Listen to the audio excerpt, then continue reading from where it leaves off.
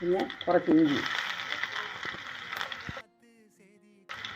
ജാതിക്കായ്ക്ക് നല്ലപോലെ ഇഞ്ചിയും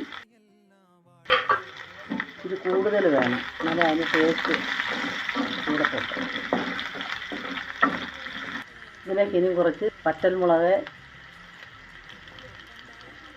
കറിവേപ്പില നോക്കട്ടെ.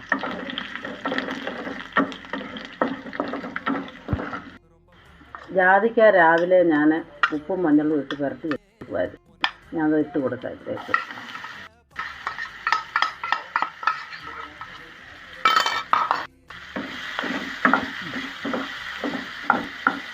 നല്ലൊരു മണം വരുന്നുണ്ട്. എണ്ണക്കകത്ത് കിടന്നിങ്ങനെ ഇതൊന്ന് നല്ലതായിട്ട് വഴന്ന് റെഡിയായി കഴിയുമ്പോഴത്തേക്ക് മുളക് പൊടി ഇട്ട് കൊടുക്കാം.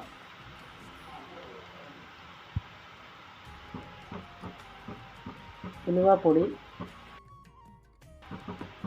മഞ്ഞൾ പുരട്ടിയത് കൊണ്ട് കുറച്ച് മഞ്ഞൾ, കായപ്പൊടി,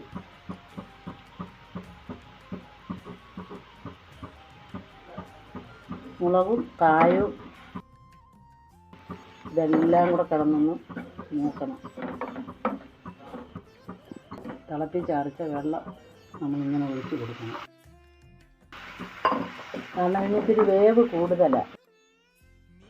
ഇങ്ങോട്ടൊന്ന് വെന്തിട്ട് നമുക്കെടുക്കാം. തിളച്ച് നല്ല സെറ്റായി വന്നിട്ടുണ്ട്. കണ്ടോ, നല്ല അടിപൊളി അച്ചാറാണ്. എല്ലാവരും ഇങ്ങനെ ഒന്ന് ചെയ്ത് നോക്കണം. Thank you.